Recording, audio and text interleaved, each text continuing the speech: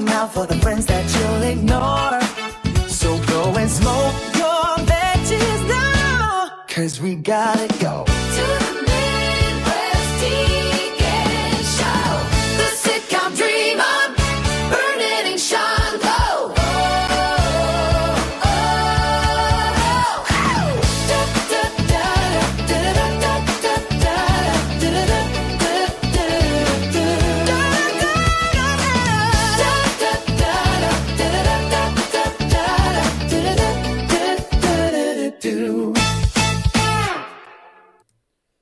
Hello and welcome back to the Midwest Degenerates show. I'm Alex. He's Caleb.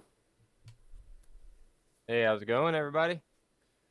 And we're back with another episode for you guys. As always, it's our Wednesday episode here, so we will be starting off with our UFC for tomorrow night, or for Saturday night. Pretty loaded fight night card, all things considered. I was legitimately surprised by this. Yeah, what is it that we got this weekend? Like 14 fights? Yeah, Sound about right? It seems like we got a full fight night card with no pullouts, which is something we haven't had, it seems like, in the Paramount era. It seems like every fight we've had some sort of pullout. So it's now, a very... Don't jinx us yet. There's still time. I don't know about you, but I got a wooden desk, so I'm gonna be fucking... I don't know if you could hear that, but I'm fucking knocking on wood right there. Yeah, I knocked on some as well. Alright, so we got an interesting fight card here on our early prelims. What I'm noticing here is we have 2 piss breaks to start the night. What I'm noticing is... Let me check this. Is she... Okay, no, she has hair. She has hair. I thought she was bald, I was about to say. What the fuck is this shit down? Fucking oh no. Yeah, no, what I'm noticing here is that we have like 2 piss breaks to start the fight card. Melissa Mullins, I believe she's the contender in this fight card. She's the one on her way up. Let me check here. Ooh, could be wrong on that. Well, 1 loss, win, loss. So Melissa Mullins doesn't have too good of a fight record. Luana Carolina has a better record, and she's Brazilian. I think in that first fight, I'm going to go with Luana Carolina. Not really any reasoning to it. So from what I was able to see, and I'm going to go against you here. Mullins is a physical powerhouse. She can just throw him to the ground. She can bully him. She can have her way with him. Yeah, she's got the muscles. It's kind of like Kobe in a hotel room in 2006. She can just have her way with whoever the fuck she wants. That being said, Mullins also relies really heavily on her wrestling. I mean, she's averaging over 3 takedowns per fight. So if you wanted to throw that into a parlay, like a side parlay, you can do that. Like 3 plus 2 takedowns. or 3 plus takedowns. But yeah, no, I think she's going to wind up just because of her wrestling capabilities and being able to control the fight on the ground. I'm going to take Mullins by decision. I can't disagree with it too heavily. My main thing is just looking at her track, like her past few fights. Mullins here is on a loss streak, losing. Well, I mean, she won in grappling, but outside of that, she got subbed in grappling, lost by decision in grappling, and then lost a decision in the UFC, and those are her last 3. Outside of her 1 grappling win she got. And looking at the opponents that she has, Claudia Segula is not a very good fighter. I'm just the thing that I'm looking at here is Luana Carolina has 10 fights in the UFC. That's a veteran experience. Mullins is still fairly fresh to the promotion, where I'm not sure if she's Mullins has 4 fights, which isn't like fresh, like she's coming off her first contract, but I'm just skeptical. I really am just skeptical. The one thing I will do for this one is I'm just gonna, will the fight go the distance? I'm gonna take yes on that. Because I think we're both in agreement that this fight isn't ending in a finish. Yeah, no, and if you wanted to add on to it, just add on like Oh yeah, an extra Mullins. leg, kind of boost your odds a little bit. You could take Mullins for like 2+ takedowns. Yeah, I like that. All right. Shit, 1 second.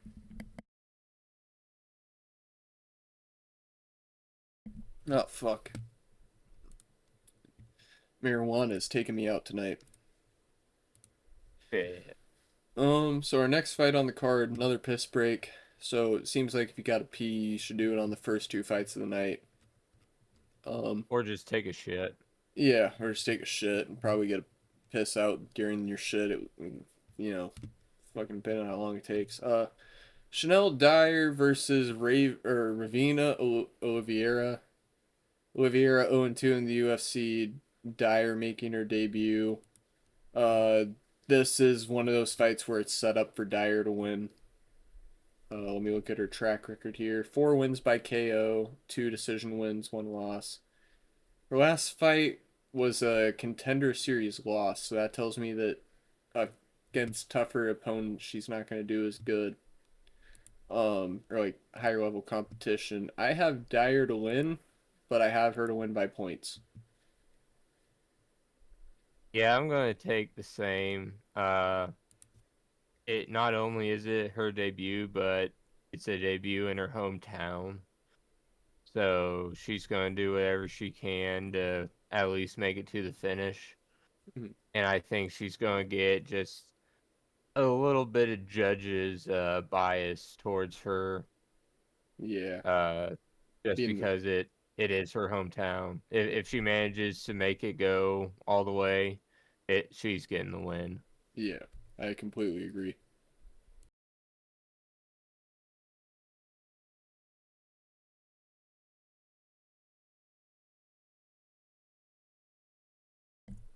All right, so back at it here. We have our fucking forgot to press my unmute button there. We have that piss break for our second fight of the night. Chanel Dyer by points, set up in her hometown of fucking England, English card.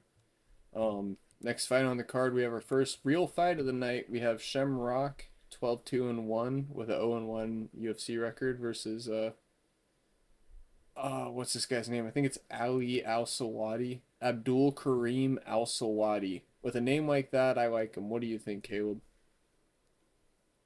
So I was looking into this one. This one really had me intrigued. So I got down to looking into the stats of it.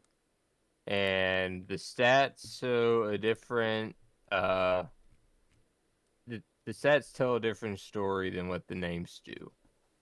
Al Sawadi, the goat fucker, lands only he lands about a little over 4 strikes per minute.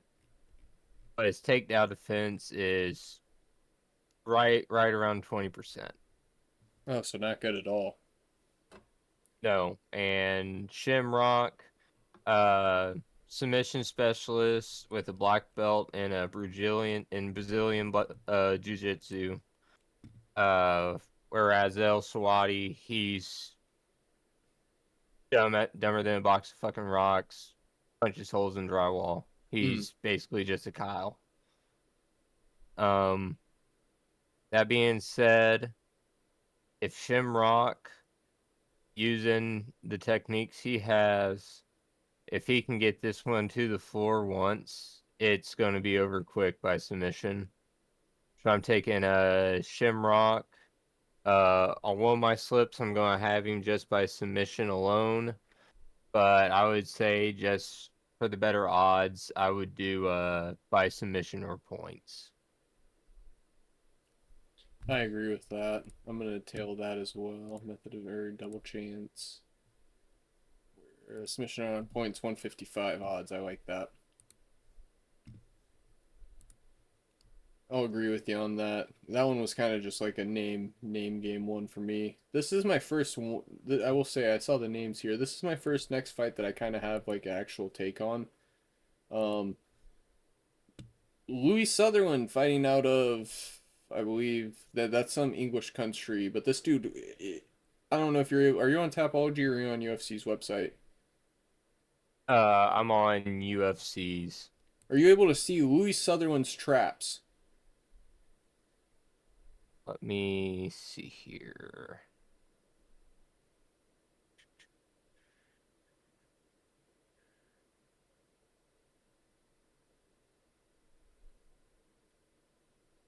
Load, motherfucker.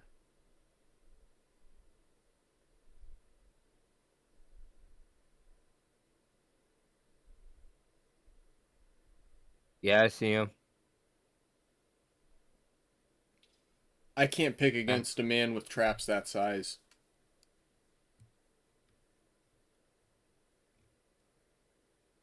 And considering I he's don't think I'm taking. I don't think I'm taking just a standalone guy. I think I'm just taking this one to stay under a round and a half.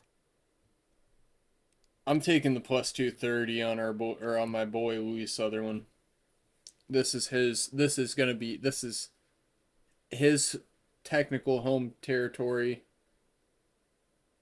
His team, like this is one of those ones where a lot of the guys on the same fight team are fighting on the same card. This one is meant like this one's set up for him to get the dub on. Yeah, I'll put that on another slip that I got. Um, yeah, I agree with that. I'll probably do a different one where I'll just take this fight under a round and a half. Um, this next fight, I almost want to just straight up skip it because Tricoli is one of those weird guys where he either is taking top big names at the division to decision, or he's getting finished mercilessly in a round. So I like Mantas to win. I gotta go and look at Mantas's record here. We got try to pronounce this game for fun. Mantas contra Kondratavicius versus Antonio Tricoli. I'm taking Mantas. So the trick with those names is you got to pronounce them like you're a diesel trying to start in negative 40-degree weather. Mantas. Kondratavicius. Yeah, there you Uh, yeah, he's won most of his fights by TKO. He's got even like let's see. He's got 2 wins by submission, 6 by KO. I think for this one to even out the numbers a bit, I'm gonna take double chance him by KO or points to try and even out that line a bit. go. All right. I'll tail that. Um, this next fight is the only one I don't know any of the fighters involved. Um, Pinto's 2-0 in the UFC. Franco's making his debut in the UFC. Franco, let's see, he's fighting out of. Just show where he's fighting. Yeah, he's fighting out of Brazil. Lost on the Contender Series. Sub win, a TKO win, a sub loss. And he's kind of just a finish machine. He won't make it to decision. The one thing I'm gonna take here is Pinto is a minus 950 favorite. I'm just gonna take. Oh, but that's not even a good bet, really. I still think I'm gonna take. Will the fight go the distance as no? Or round betting, or fuck. Total rounds. Yeah, I'm gonna hedge this one a little bit. I'm gonna put money on Pinto by knockout, technical knockout, and fight not to go the distance as long as they'll let me parlay it together. Yeah, I'm gonna I'm take. also gonna do it with Franco by knockout. Because if you look at his stats that he's had, even though this fight is on short notice for him, because Pinto he was originally set up against Mick Parkin, Hmm. but now he's facing Felipe Franco. But Franco has a 100% first round finish rate. I'm gonna take the under on rounds then, because let me even look at Tapology here. His loss his one loss he had was the one time he made it to the third round. So I'm gonna take the under on rounds here, honestly. Yeah. Pinto's 2-0. Let me check Pinto. I think he's got finishes in both his fights. I could be wrong on that. I want to double check, make sure. And he looks crazy. This man's screaming in his picture here. Yeah. So he's got finish, finish, finish. Round two, early in round two, late in round two, early in round one. Yeah, give me this guy to, yeah. Oh, I'm taking the under on rounds. This fight's not going 2 rounds. Yeah, no. Next fight on our card here. Nathaniel Wood versus Losine Keita. Let me check Losine because I know Nathaniel Wood pretty well. He's one of my more favorite prospects. Oh, Black Panther, 16-1.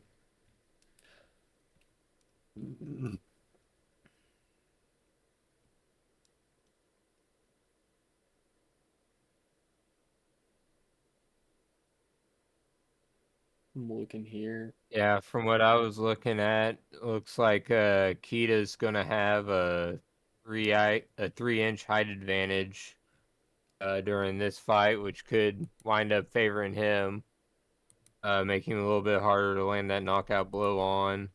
Give his punches a little bit, or give his strikes a little bit more power behind him because they're going to be coming downhill instead of having to go uphill.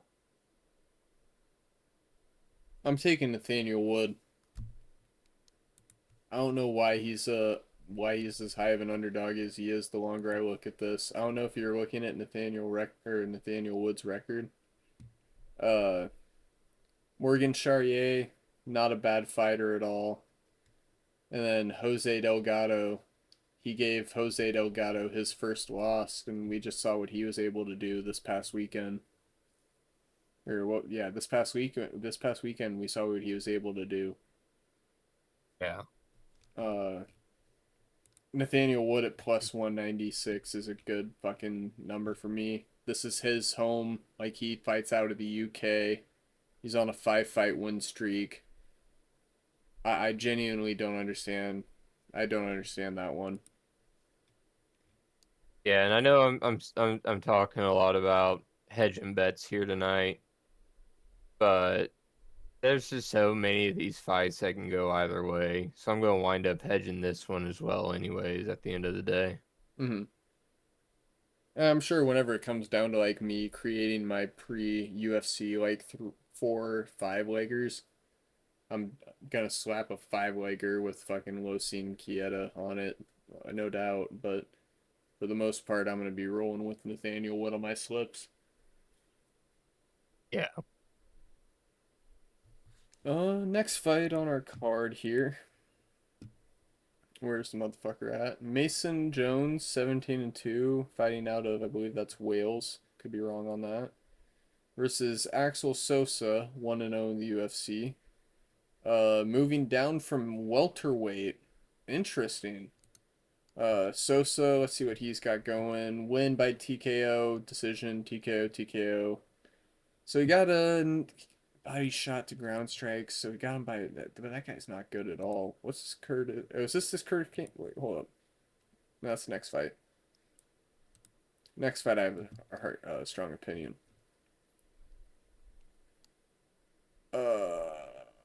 Yep, yep, yep, yep, yep, yep, yep, yep, yep, yep, yep. Mason Jones.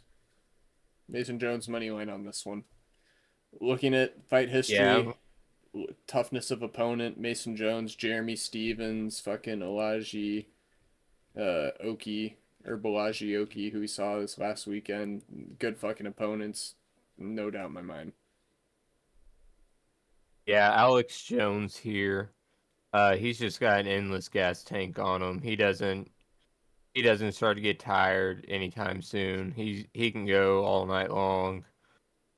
Um Alex Jones also lands about 8 significant strikes per minute. While fucking Sola, Nola, a more methodical approach with also 100% takedown defense so far this year, or in his career. Ooh. But I'm gonna wind up taking Alex Jones by decision here. Just his pace, it's gonna be hard for a newcomer to keep up with. Uh, yeah, I'm just gonna take Alex Jones by decision here. I agree with that. My one thing is I'm gonna do like obviously I said Mason Jones money line on that one in my opinion. I kind of got sidetracked looking ahead of this next matchup we got. On this next one we got, I'm gonna take. Will the fight go the distance to yes? Between Danny Silva and Kurtis Campbell. I'm looking at Campbell, and he's a finishing artist making his UFC debut. Against Danny Silva, who ironically has never lost by he's never lost by submission or knockout, so he doesn't get finished. So I know it's a stupid thing, but based off of what I'm looking at here, I don't see this fight getting a finish. I see Kurtis Campbell winning an easy decision, to where I almost want to just go back here method of victory. Kurtis Campbell by points. I think I'll Yeah, do I that think one. I'm just gonna wind up taking Campbell money line. Probably Campbell money line and fight to go the distance. Yeah, I'm just gonna do if you're doing fight to go to the distance and Campbell money line, I'm just gonna do Campbell by points because it's about the same probably. Yeah, I'll look into it. I haven't put anything together yet.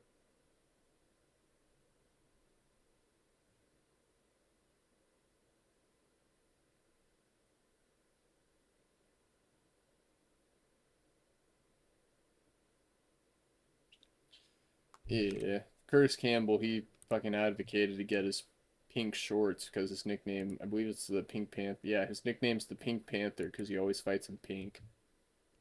Interesting guy. Um, this next one here, we got Christian Leroy Duncan, 13-2, 6-2 in the UFC versus Roman Dolidze, 9-4 in the UFC, 15-4 overall. Um, this is one where it isn't gonna make sense. It is not gonna make sense, but looking Eric Anders TKO, Marco Tulio TKO, decision with Pulyev.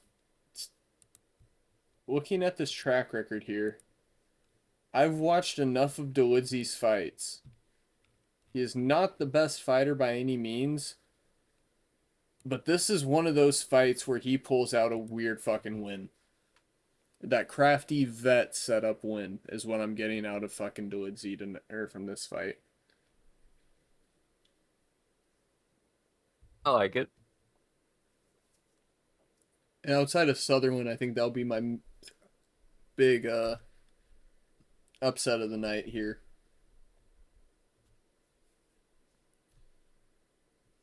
I was about to say those odds better not look any less dumb. I saw people were picking. Okay, so this one not really much to it. Dolidze is a boring wrestler. Duncan is he's gonna chase a finish, and chasing finishes against Dolidze just isn't gonna work because Dolidze's just gonna constantly be trying to fucking grapple. Um, Well, doesn't searching for a finish usually never work out? whenever you haven't seen him fight yet, but whenever you see Alex Pereira fight, you'll understand why. Like, whenever I say searching for a finish, it does not work 90% of the time. The only caveat is if you're in the light heavyweight class, it will work like 95% of the time. If you're a light heavyweight and you're going for a finish, you will get that finish most of the time. It's a weird thing. Couldn't tell you why.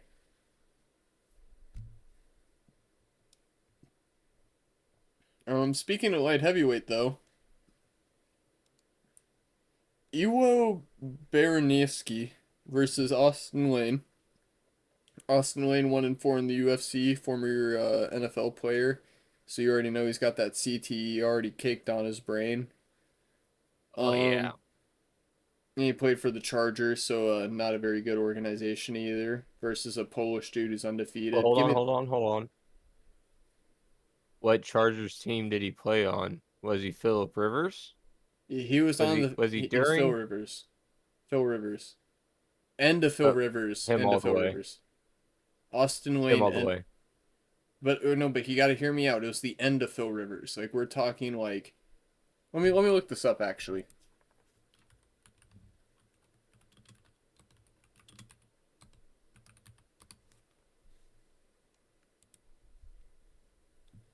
Or maybe I'm thinking of the other guy. Oh no, he. I was wrong. I was wrong. I was wrong. Austin Lane, UFC former professional D end. He was selected by the Jags in the fifth round in 2010.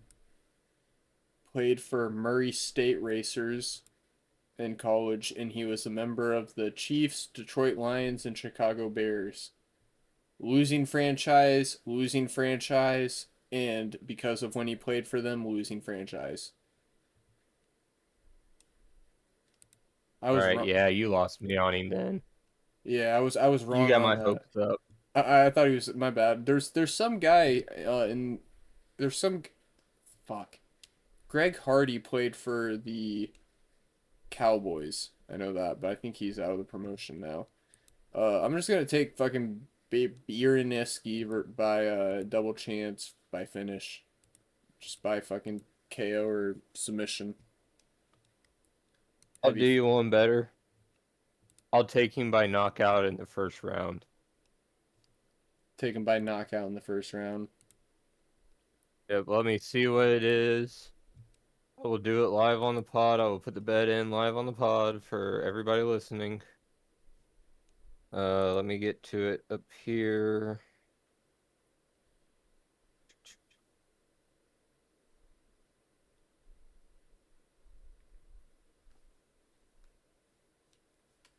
All right. Method round combo. Oh, never mind. It's not that good. It's only minus 105 odds. Yeah, nothing you can And get I on. can't parlay it with anything. Nothing you can get on this fucking guy is better than like any way for this guy to finish. It seems like is minus odds. Even let me see. Well, knockout in third round is plus 2,500. Him by submission or on Submission in points. round one is 650. Him by submission or points is plus 340. Mm.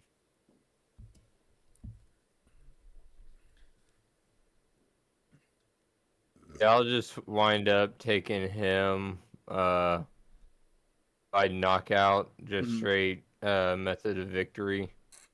I'll do him and probably parlay him with some other shit. I feel that. I'm just gonna do the double chance for him to finish. Um, this next one. Let me see. Sam Patterson is an up and comer. Trey Waters, nothing really there. Danny Barlow, nothing really there. Kiefer, he's kind of okay. This next fight, I have to say, this Sam Patterson guy, he has good finishes. Like he's been putting up good finishes, but the issue with this Sam Patterson guy is that good competition loses. Outside of good competition, he wins.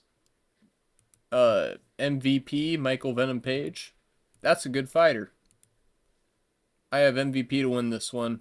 Based off of how I'm gonna do double chance just because of how MVP's been fighting here. No, I'm not even gonna do double chance. I'm just gonna take some money line. It's not worth it. I would double chance. Oh, it's not worth it. Like straight up, not worth it. Like the one I was gonna do, like Michael Venom Page will not submit someone. He's never submitted someone in his fucking like pro career. Uh, so I was gonna take him by points or KO, but it's literally just 10 points lower than his overall money line. Yeah, I was gonna say I would take MVP money line. just because whenever it comes to fighting against a fast striker, Patterson's chin's been a real liability for him. Mm. An MVP is great at counter punching. He fights with a weird kung fu style that just perfect. Like Patterson throws a strike, MVP is gonna be right there to counter it. Well, MVP is a karate specialist. Not even kung fu. You gotta watch him fight. Yeah. He fights at a like technically karate, but he's more of like he claims karate, but realistically his thing is like kung fu. The way he fights is weird as shit, and you'll see it on Saturday.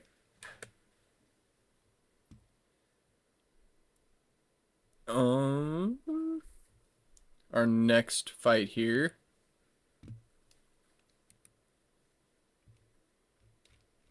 Luke Riley versus Michael Aswell. This one is a layup fight. Luke Riley is a prospect they're trying to build heavily. This Aswell guy, he's 1-1 in the UFC. The whole point of this fight is to just feed Riley someone who will fold over. Riley is not a submission guy, so I'm gonna double chance this. Riley by KO or on points. Well, let's just straight Riley KO. Plus 240. Let me check this guy's chin real quick.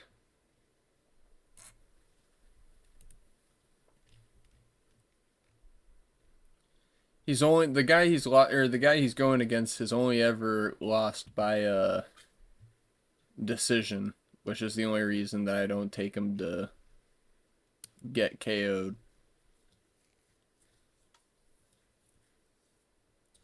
But I will do that double chance.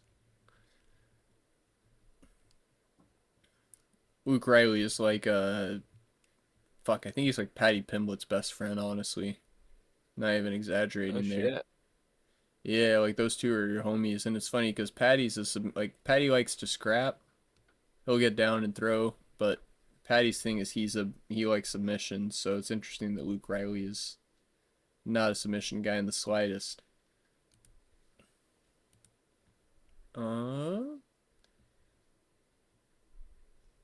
Main event.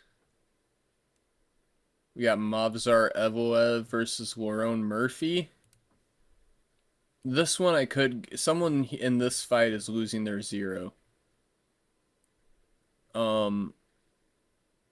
Fucking Murphy's had some good, he's had some good wins. He beat Josh Emmett by decision, Ige by decision, Barbosa by decision, and then in his last fight he got a TKO.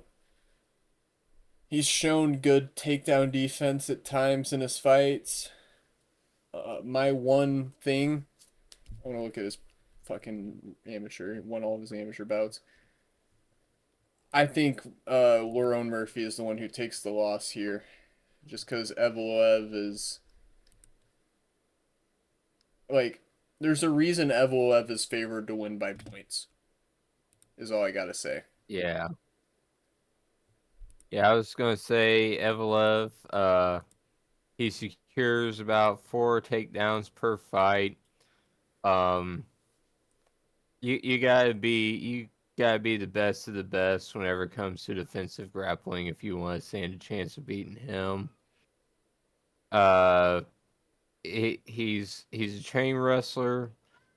He smothers the opponent. Might as well call him the fucking fire blanket because he takes all the air out of it. Mm-hmm. Whereas on the other hand, Murphy, real technical sniper with the fists. And his last outing, I watched his last outing, and I feel like his knockout could be a knockout of the year. Oh yeah, that knockout against Pico was a fucking beauty. He needed that fucking win that he had against Pico almost single-handedly shot him up from where he was in the rankings to where Volk was like, hey, let's throw down, let's scrap. And then the UFC was like, you're fighting Lopez again.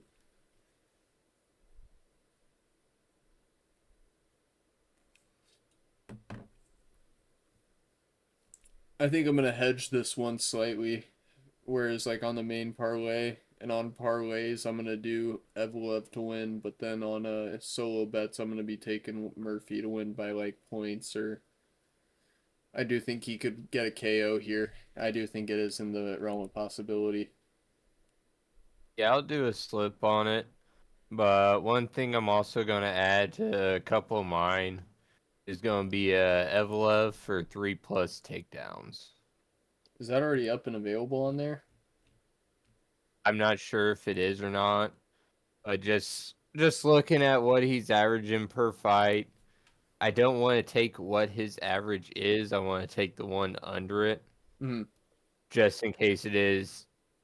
Technically, you could consider that an off night for him.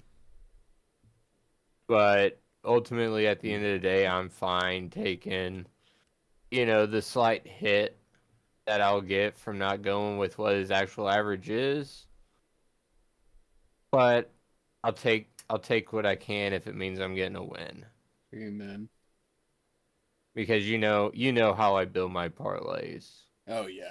You'll throw some risky ones on there, knowing that there's a good chance they won't hit. Yeah, and then still throw $15 on it. Absolutely. Speaking of which, that didn't hit today. Shit. Looking here, or recapping. So we got Melissa Mullins versus Luana Carolina. Fight to go the distance. Dyer by points to win. Shamrock by submission or on points. Louie Sutherland upset is what I took, and I know Caleb. Didn't you say you just took the under on that fight? Which one? Sutherland versus Perishik. Yes. Yep. Kondratavicius versus or by KO or on points. Under 1.5 total rounds on Pinto versus Franco. Nathaniel Wood money line versus Losine Keita. Mason Jones money line. Campbell by points. Dolidze money line. Baraniewski by KO or submission. Page to win the fight against Patterson. Riley by KO or on points. And then Evloev to win overall. That 50-cent 14-leg parlay puts us at a total of $4,472.12. Yeah, and I'm putting one together here that we might want to throw on there. I'll see what you think.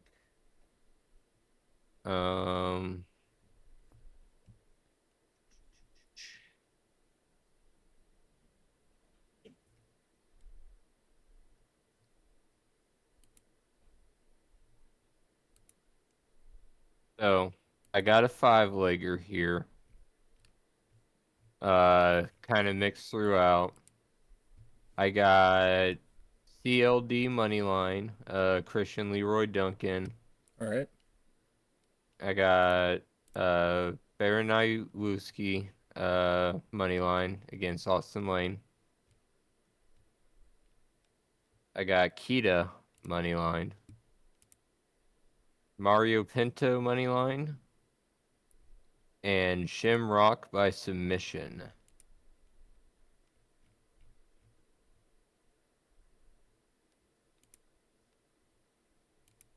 I'm thinking how it sounds. Total odds on that 5-legger is plus 1,038. $6 to win 62.29. 50 cents to win 519. I slapped that shit on there. But how does that sound to you? Does that sound like a viable parlay? Yeah, it sounds like a viable hedge considering some of the picks we made on the pod there, like taking Dolidze to win against or taking Dolidze to win, taking fucking shit, I'm just gonna have to pull it back up real quick. My brain's taking Shamrock by a submission. I think is a pretty good one. Fucking taking Duncan to win. Good hedge. Um, looking on Baraniewski, I think he wins regardless. Pinto, yeah. Overall, I think it's pretty good parlay. All right.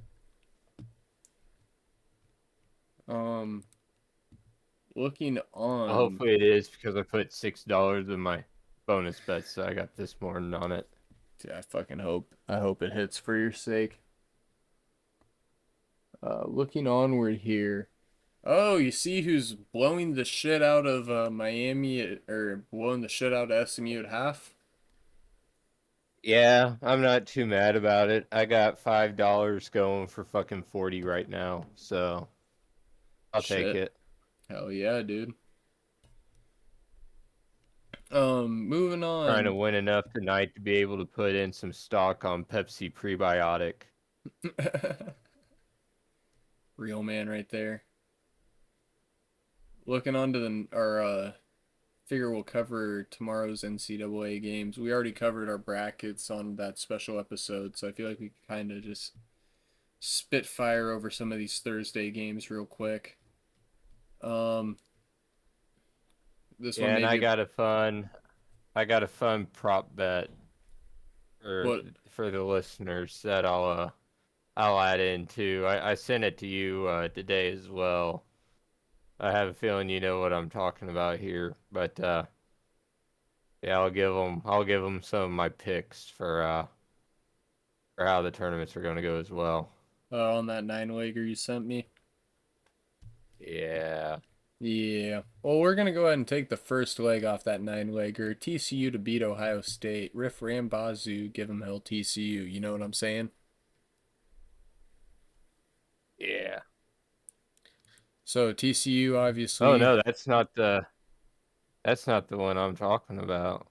Oh no, I know that's not the one you're talking about. I'm just going down the list of your 9-legger here that you sent me. Um, we covered it The earlier. one I'm looking at, Oh, go it's the ahead. nine-legger. Oh, 9-legger for 50 cents. That has a insane payout. I'm pretty sure I sent you this one. I'm looking at the 9-legger that you put like $5 on. Yeah, no, I'm talking about the 50-cent one. You did not send me this one, I don't think. Hold on, I'll send it to you real quick. But it's you are gonna shit yourself whenever you see this thing. And the one you just sent there? Yeah. Yeah. All right. So first leg, as I just said, TCU was the first leg of Caleb's 9-legger here. We're gonna move down a little bit to his alumni who have shot up. They've shot up in underdogs here, Caleb. Yeah. North Dakota I State love is it. now riding at plus 1,200.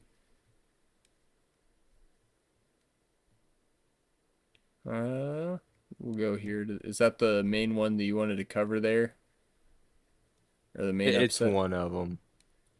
I'll And I purposely cut it off to where you can't see the payout on it either. fair enough. So I'll run through these matchups real quick.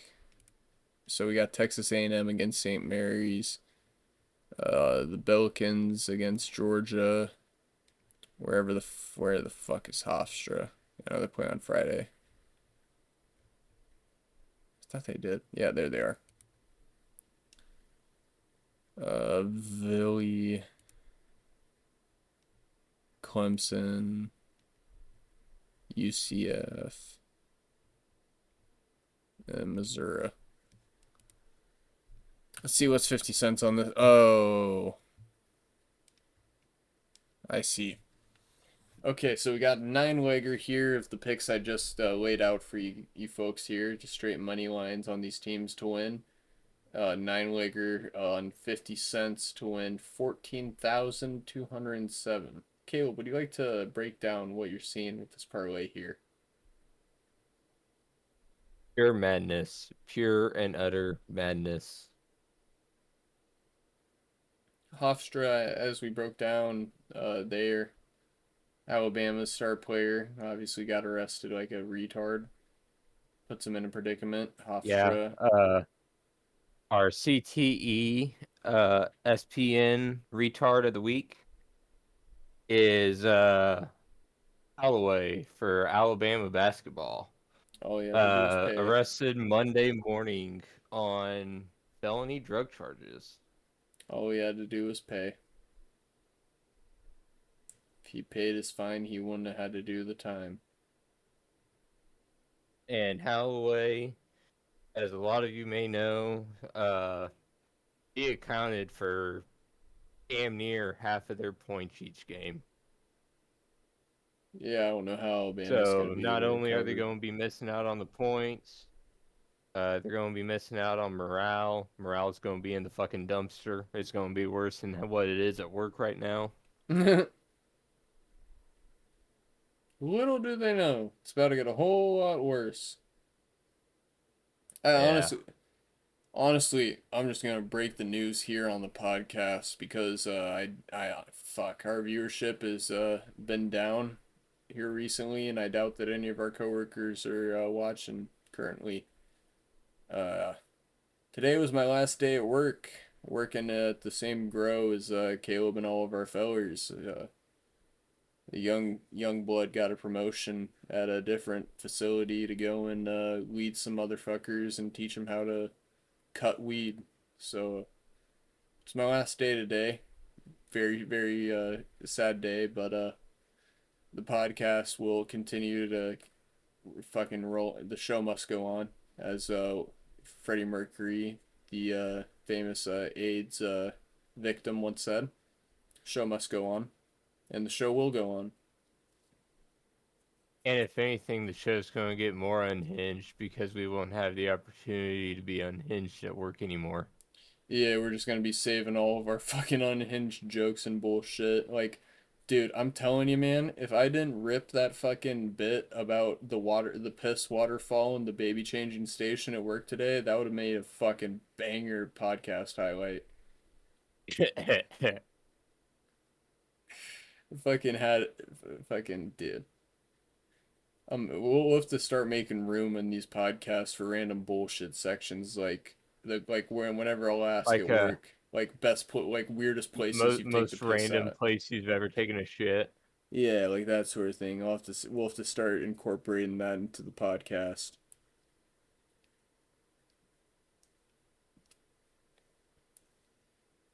But I'm gonna go and put that fucking crazy ass. Would that say 2 point? Was that two? Is that two? Fucking, I don't want this on my screen. I don't want that on my screen.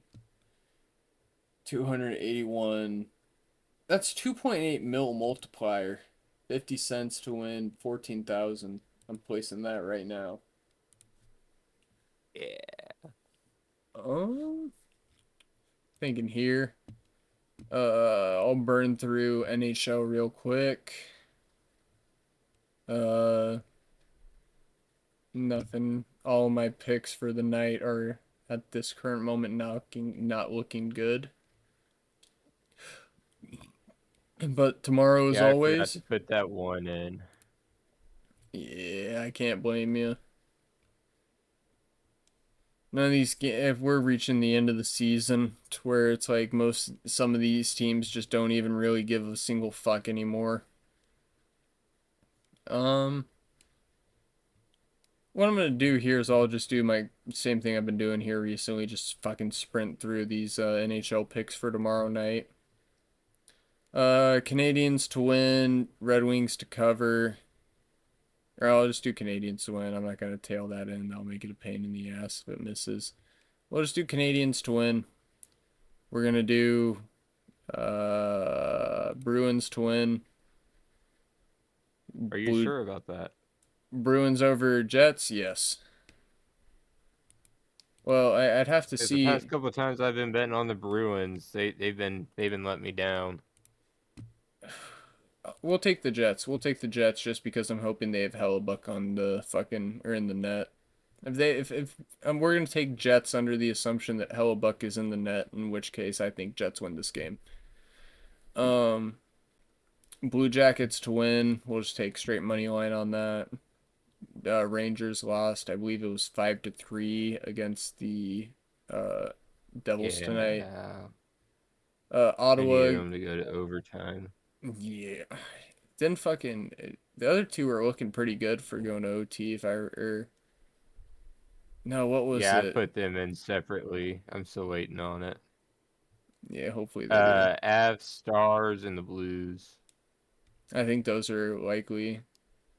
With how low scoring the Blues Flames game is it could definitely I could definitely see it happening. Yeah. Is it Senator. still 1-0? Yeah, it's still 1-0 Flames. Islanders Senators tomorrow night. I got Islanders. Let me double check my endless list of. Yep, Ottawa just lost 4-1 against Washington tonight. Going a back-to-back. If they're losing 4-1 against Washington, who's out of the playoffs, Senators are going to get smoked against the Islanders, who are pushing for a playoff spot. This one is the one where I really do not know. I know Wild are going to win this one, and as much as I don't want to put just straight Wild to win, I got to put Wild to win because anytime I try betting spread on the Wild, it goes to shit. Yeah.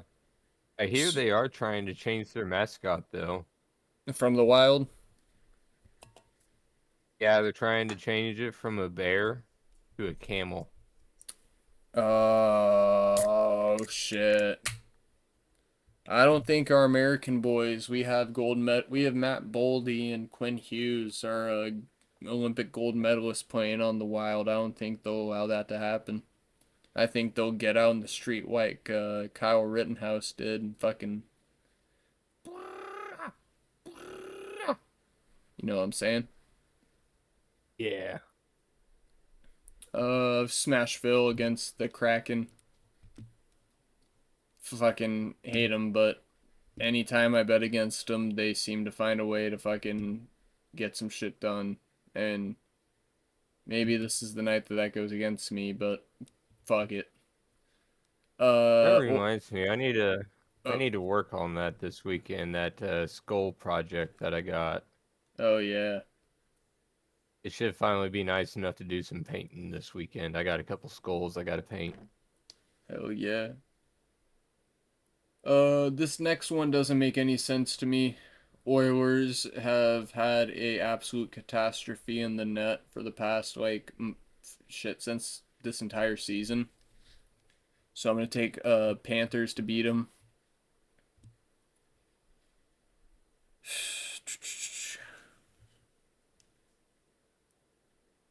Mammoth versus Golden Knights.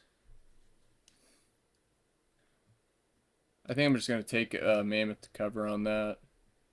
Sabres to win So against. just Mammoth to cover. Yeah, just Mammoth to cover on that. I don't know which way that goes, but if Mammoth loses, it'll be within one, I think.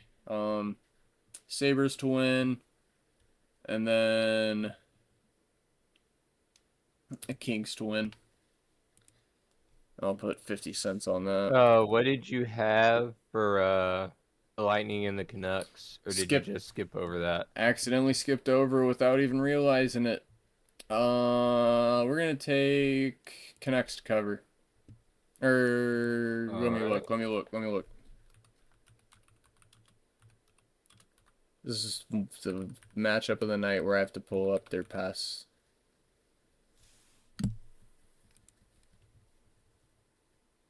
Oh. Yeah, Canucks to cover on that one. All right. Last time they played, Canucks won 6-2.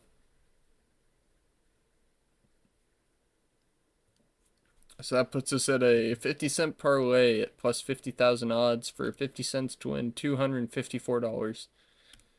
Gonna place that. Yeah, I'm gonna put $2 on it to win $1,019.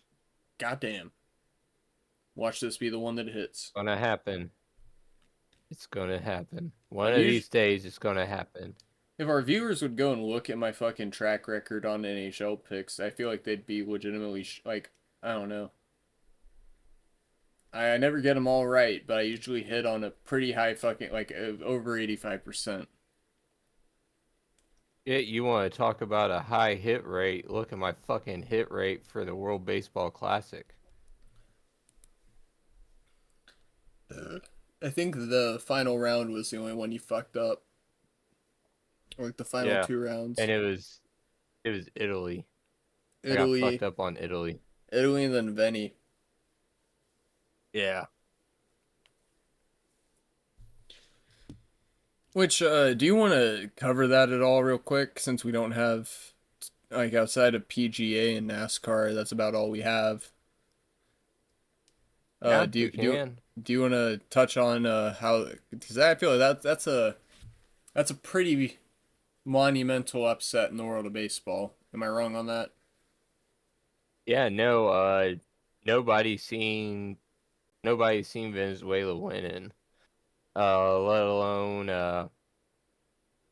just this lowly third baseman on this small market team that everybody just kind of seems to forget about, all besides yours truly right here. Michael Garcia, third baseman for the Royals, won MVP, which I figured if it was going to wind up being Venezuela winning the World Baseball Classic, just because he is getting close. He is getting close to making his swan song. Salvador Perez, I would have figured they would have given him uh, the World MVP. Baseball Classic MVP, just because he's been one of the better players to ever come out of Venezuela.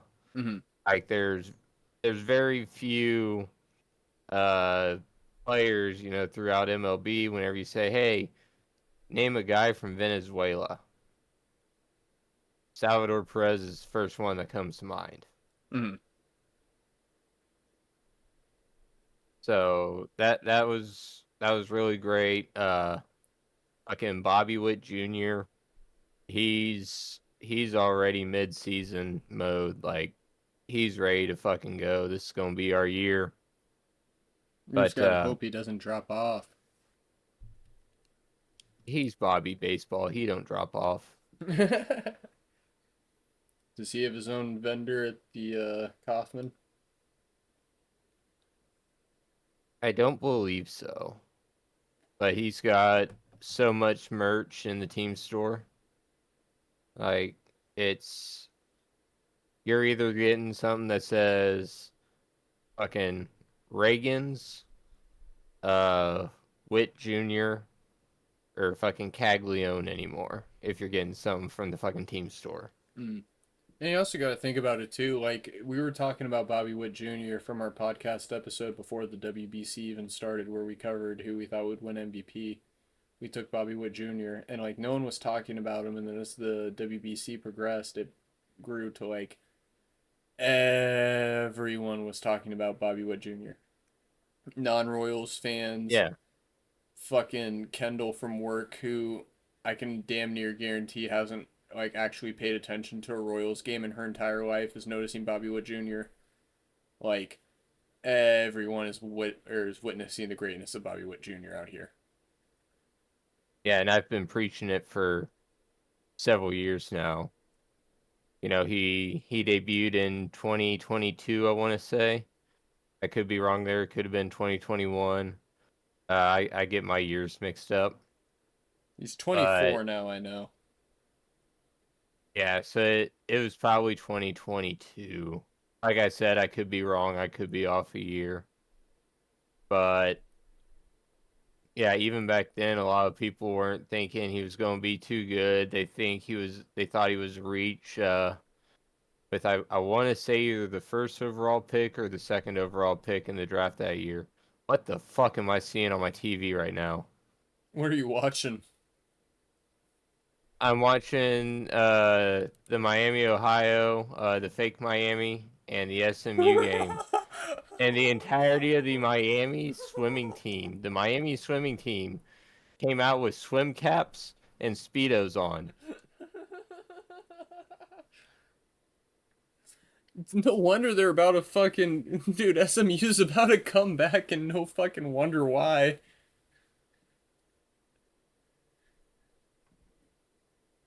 Like, They no were. shit, they just came storming down the stairs towards the court while SMU was shooting free throws. I gotta pull this up on the second monitor over here. You'll have to rewind about a minute.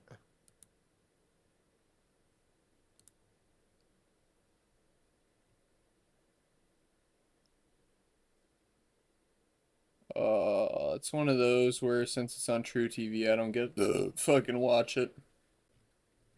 I'm gonna have to pull it out on my phone.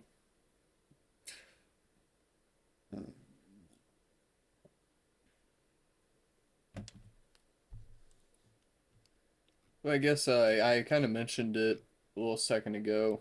Only other two things we really got this weekend are PGA and fucking NASCAR.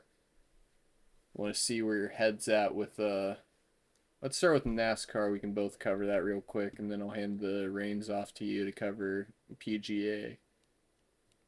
Yeah, let me just get to my NASCAR app real quick so I can see where we're at this weekend. Oh boy, Goodyear we're at 400. Darlington. Fuck, this is gonna wind up being a good race. He's so low, like, Oh, but it's on Fox Sports 1. boo.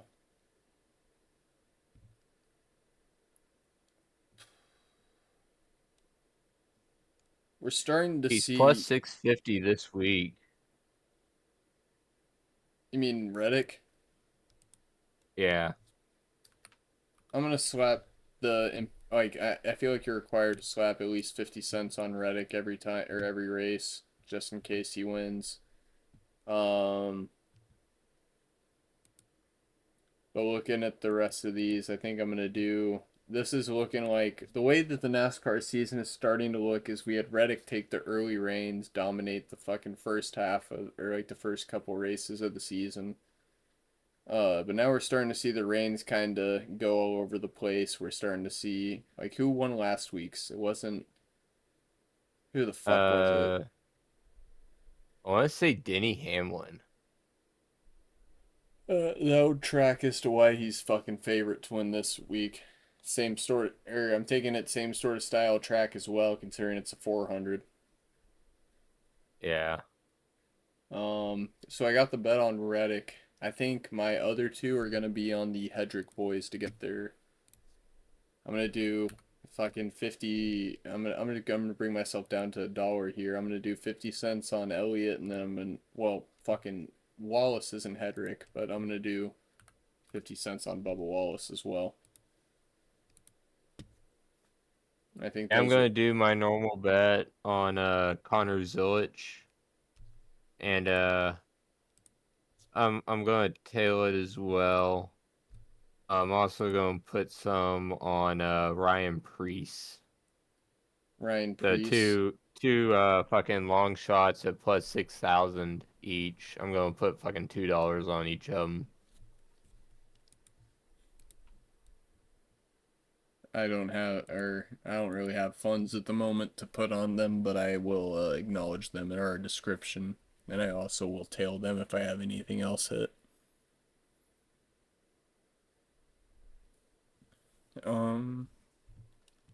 Looking on to your bread and butter.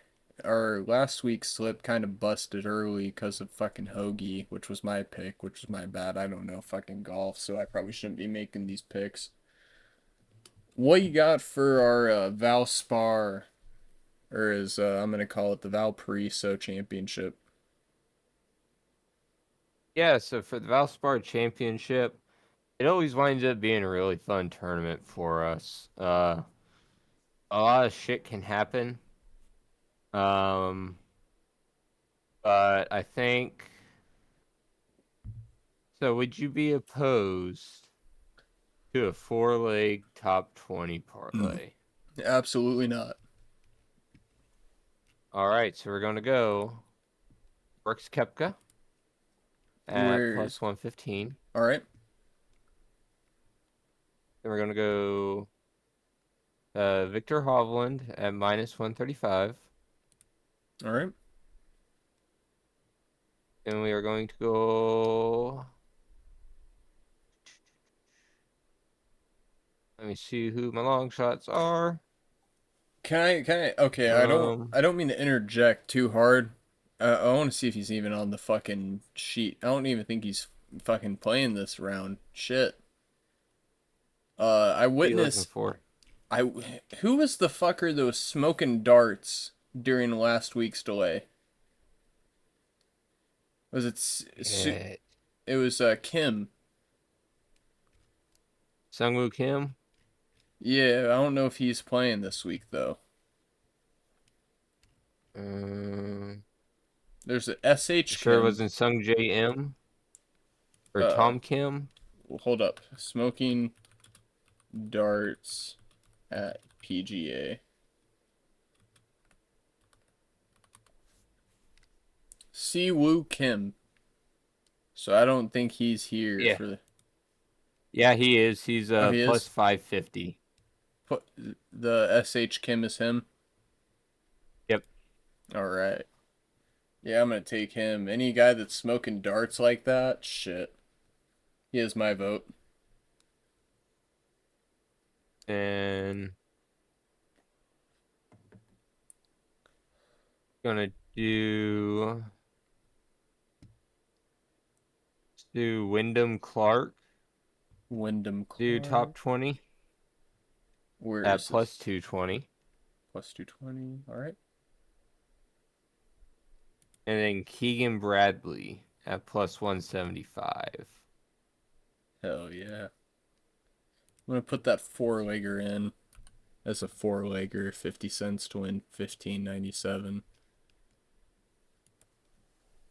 I wanted to slap Siwoo Kim on there, but I'm probably just gonna do that as in a separate fucking slip tomorrow morning. Yeah, I would just because he's one of those guys where whenever he's on, but whenever he's off, he's off. Mm-hmm.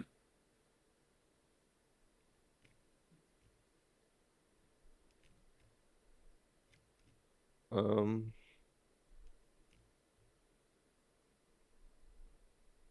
yeah, we're getting close to Masters weekend. I'm really excited for the Masters. That makes me wonder, is shit live for the Masters yet?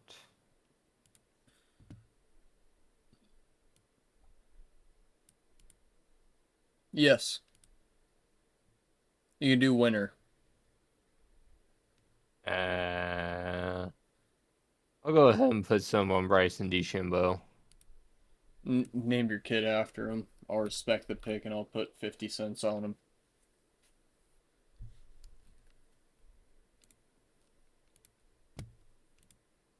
I put 235 on him just to even out my FanDuel account. Hell yeah. Isn't he like a weird guy? Like, isn't he like a YouTube tutorial kind of golfer? Kinda. He does math before every shot, Shit. and like he grips it and rips it. Hell yeah. That's all. I think that's all my balance I have for tonight. But any other bets you got that you want to put in on this podcast episode, Caleb? Um, so I do have another one that might be fun for the listeners to put in. Let me get to it here. Ooh, St. Louis and Calgary are tied up. Yeah, yeah. Um, Let me get to it here.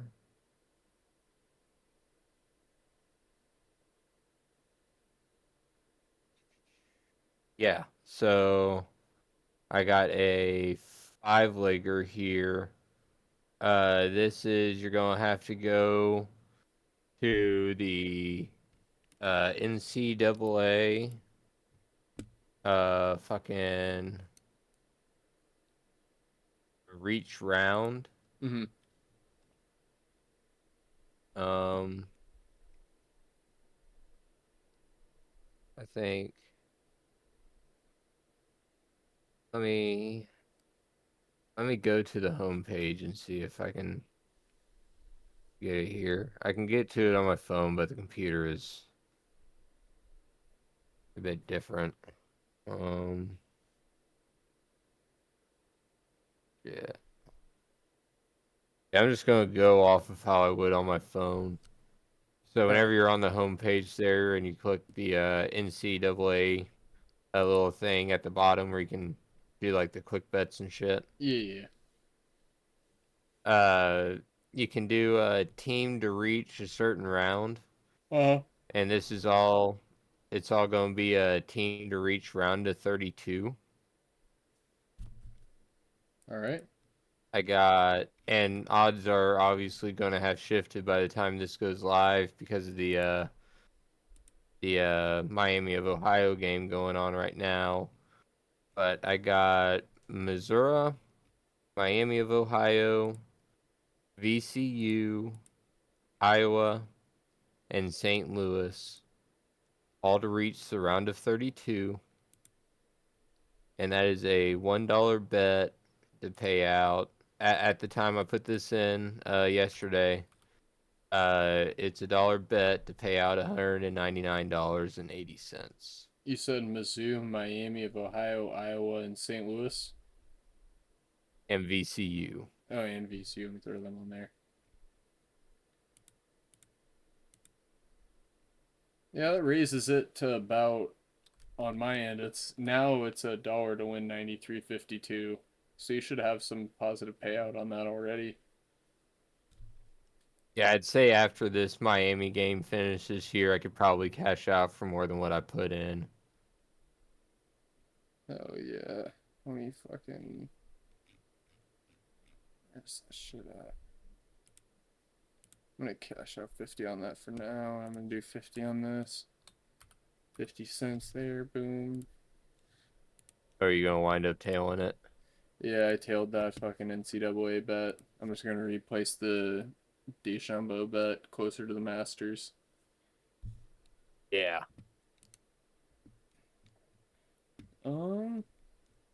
Yeah. Hell yeah, that's a nice little parlay there for NCAA tomorrow. Hopefully we'll have some hits from that.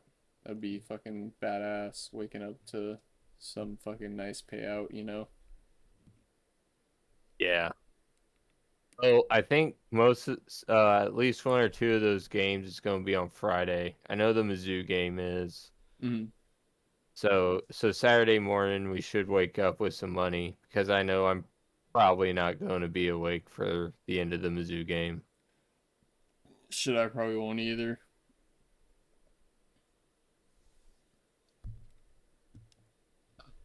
Um, so any other games or sports you want to cover this weekend, Caleb? Um, Shit, this is going to wind up being a shorter podcast. Yeah, not a whole lot to You cover know on what our we end. haven't talked about in a while? Huh. We haven't talked about the WWE. Shit. I think it's time we break our what or podcast streak and not miss mentioning it, and I think we go on a little WWE tangent just to give the listeners a little bit more content. Absolutely. I agree. So I want to ask, I know you've been pretty harsh on Danhausen's debut and his gimmick since he's arrived in the WWE. Personally, I'm a fan of it. I like how he cut the Miz's mic. I like how he caused Dom Mysterio to lose his IC belt. I like the gimmick, and I know you're not a fan of it. I know you said you feel it's just like for merch sales, which I definitely can understand. Uh, I'm just really liking the character. I can't lie. Yeah, like, don't get me wrong, he does the character good. Like, the story that they're trying to build with him, they're doing a good job with it. I will give them that. Mm-hmm. Because I'm sure you've seen people bitching about it online, but the WWE's fucking creative team has just taken the biggest fucking shit as of recent. Can we? Okay, I don't want to get this podcast banned or anything, but the stuff that we were doing to people down there in Guantanamo, would it be possible to amplify that by about tenfold and do it to Triple H? Right? I fucking okay, and that's another thing I want to go off on a little bit because I had it brought to my attention by you, and I tend to be a pretty fucking little, tend to be a little Jew when it comes to video games. Let me put it that way. Um, Triple H, right? Since becoming in Yeah. charge, makes some of the worst creative decisions for individual wrestlers. John Cena, AJ Styles, like he's made some of the worst creative decisions for wrestlers I've ever seen in my life. Inducts himself into the Hall of Fame, inducts his wife into the Hall of Fame, and then proceeds to follow that up by saying, "Oh yeah, I'm gonna make my cover the I'm gonna make myself the cover of WWE 2K26, but only the Ultimate Edition that costs like what 240 fucking dollars you said for everything." So all in all, you're looking. So if you buy so the highest one that you can get, I want to say, is the Monday Night Wars edition, Yep. and that one alone is $150. Here, let me go to. Then I got Steam on my at PC the so I can show this to the viewers as well. then at the time whenever all of this was being reported, in order, if you didn't want to sit there and grind for a week to unlock all of like the DLC players that or DLC wrestlers that you would think you're spending $150 on the game, you should just automatically get them and be able to play with them. Mm-hmm. No, if you wanted to skip the tiers, it was an extra $240 on top of the 150 you're already paying for the game. Jesus Christ. For the edition that you're talking about with Triple H on the cover, yeah, that's the Ultimate Edition. I want to say it was like $130, so it wasn't even 150. the 150. So the other one was probably higher, the Monday Night Wars. Oh no, okay, But so sorry, Monday Night, so the Monday Night War edition is $150. The Attitude Era edition is $130, and then the King of Kings edition with Triple H on the cover is $100. yeah, so and get this, its cover wasn't even the most expensive cover. Like you would think if you're showing off the most expensive cover of the game at WrestlePalooza, you would put it the highest, signifying that it's the best one. Can you guess which one was at the very top? Triple H's, Yeah. even though he's the fucking literally he's basically the deluxe edition if we're being real. Like you look at the like there's the base edition, King of Kings, Attitude Era, Monday Night War. Triple H basically just made himself like the basic like, oh, you pre-ordered the game, well, you got the King of Kings edition pretty much. You know? Yeah. And I mean, there's no reason why anybody, like just for the game itself, nobody should be spending $150 for a fucking video game. I don't care what fucking game it is. There's no reason why it should be $150. I have never Like, I like my farm sim. yeah. I love my farm sim. Even whenever I buy, like, the fucking pack where it has all the DLCs included on it, it's still not $150. I'm getting 4 fucking versions of the game for like $90. Yeah. And on my end too, it's like I'm looking at my like I've spent a shit ton of money on games. I have over 290 games in my Steam library. But the most I've ever fucking spent on a game is Counter-Strike, buying a knife on Counter-Strike, and even then I bought my knife for like fuck at most 15 $20 more than the Monday Night War edition. And even then my thing was more of like a the thing I got was more of like an investment. Like I bought it for 180 and it's still maintaining its value now type shit. Not even like, Yeah. oh, I bought a game.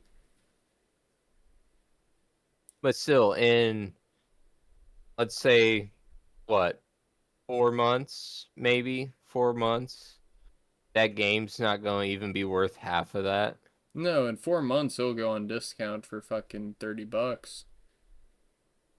Yeah. And then you're still stuck paying an extra $240 just to unlock all of the wrestlers that you should have got whenever you paid the $150 for all the extra fucking wrestlers. Just so you don't have to sit there and play it for a week straight Yeah, just to unlock everybody. not even a week straight, dude. You could probably it's got to be more than a week straight.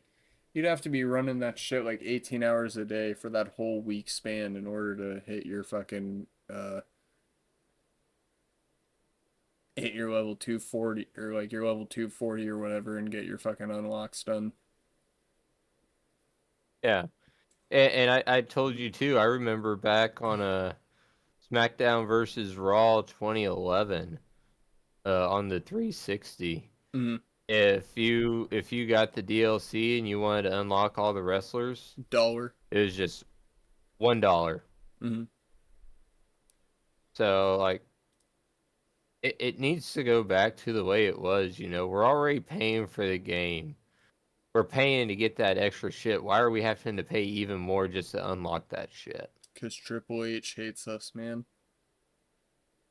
It's the same thing with that fucking Madden Ultimate Team. I cannot stand that shit. Okay, if we're being real, that's the most, that's the second most money I've ever spent on a video game. First is my game Destiny, or no, first is Counter Strike that I play.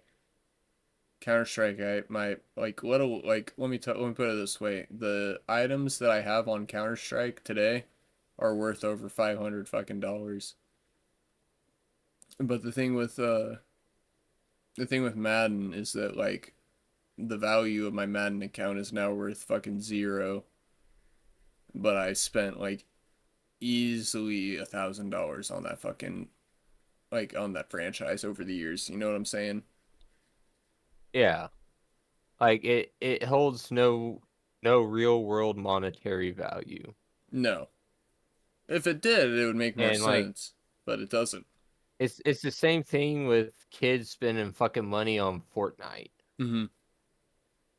You know, like they don't you would think that it would be like a chance for them to learn like the value of a dollar Nope. and learn about saving and all that shit.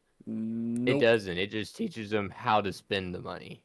Yeah, it's literally like, It oh, doesn't okay. teach them how to take care of it.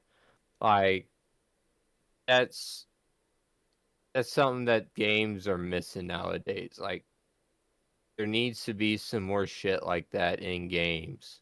Like I guess Grand Theft Auto would be a good example of it. You know, you got to somewhat budget your fucking money that you got. Yeah, I mean, like even when I was a kid, like 90% of the games I played whenever I was a kid, it was a matter of like if you were playing, like you would play the game, right? And if you advance to a next level, like if you advance to the next level and you wanted to properly handle whatever situation was put in front of you, whether it's a boss or a shit ton of enemies, if you wanted to handle that situation, the way you went about doing that was you literally just had to make sure you have a little bit of money saved up after your fucking like make sure you had a little bit of money saved up after your previous level that you completed. Save up a little bit of money, and then halfway through the next level, you'll get enough money to upgrade some fucking perk, and then come the final encounter of the level, you'll be ready to roll. And that's just gone by the Yeah. wayside nowadays.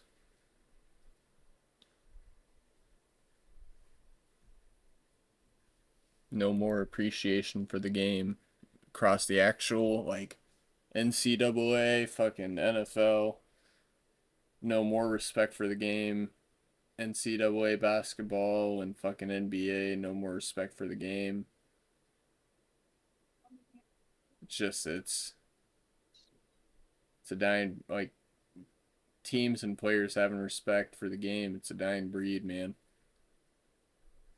Yeah, and then getting back to the WWE and shit, have you seen anything online about how many times they've changed the graphics for WrestleMania coming up in like a month? I have not. Is it preposterous They have numbers? they have changed the graphics literally, I want to say close to 8 times at this point. Jesus Christ. Like it's damn near every single episode it's a different graphic card for it. Like they can't decide on a theme for it. That's just fucking Like stupid. the company is tanking. Mm-hmm. Or the one okay, give me give me one match in WWE coming up that you're looking forward to. Honestly, I'm looking forward to Cody Rhodes, Randy Orton. I respect that. I'm looking forward to Obafemi versus Brock Lesnar at Mania. Another Mania match. It hasn't been fully confirmed yet. We're waiting on them to get the medical go ahead, but they're talking about putting Gunther up against Rey Mysterio, Oh, and if Rey Mysterio loses, he has to take his mask off. I'm gonna cut Triple H's head off. I'm gonna take an axe right at his fucking whatever that artery is in your neck. And I'm just gonna start hacking, dude. What the fuck? Yeah, so your childhood icon, and then your like like even though so your childhood icon, we're gonna murder him, and then the guy who replaced your childhood icon, we're gonna murder him too, and then the guy who was your childhood icon along with the first guy, we're gonna have him lose by some utter retarded shit. We're gonna have him get choked out by Gunther like everyone else. Nah, I want Triple H's Yeah, it was head. like Put fucking there for the guillotine him. longest time, from like 2008 to like 2015, damn near. John Cena was like the main staple for Raw, and Rey Mysterio was like the main staple for fucking SmackDown. There's a reason one of the only theme songs like obviously I remember like on this day I see clearly and like John Cena's and fucking Batista's. Like, I remember like oh in the time to play the game. Like, I remember a good amount of like the intro music from that time period. And it all tends to go like pretty fucking hard, but the one thing that it will never be able to beat is that fucking booyaka booyaka. Hearing that booyaka Oh, the booyaka. POD theme song. Absolutely, man. Hearing that shit hit, man, that was like no one's beating that. No one's beating Rey Mysterio. No one is. And you would never know with him wearing those weird ass costumes all the time that Rey Mysterio's killed 2 people. No, you would not. Who is the wrestler? Was it Gorilla No, it wasn't. I don't think it was Gorilla Monsoon. Who is? Do you remember who is the wrestler that got killed in Puerto Rico under very mysterious circumstances? It was either Puerto Rico or Cuba. Oh, fucking. Um, It was same era fuck. as Gorilla Monsoon. Yeah, Bruiser Brody. Yes, yes.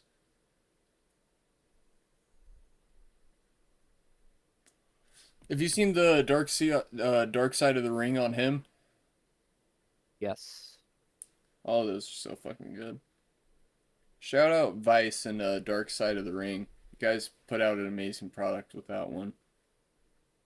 They got a new one going. You should check it out. It's Who really killed WCW? Shane McMahon. No, it goes deeper. Like Way it deeper. involves Ted Turner himself. Oh shit. Yeah. Shit, and Ted Turner was they had getting one on tired New of the Jack? fucking. Yeah. Dude, New Jack is like one of my favorite. Okay, fucking New Jack. I gotta look this up. New Jack, 1995.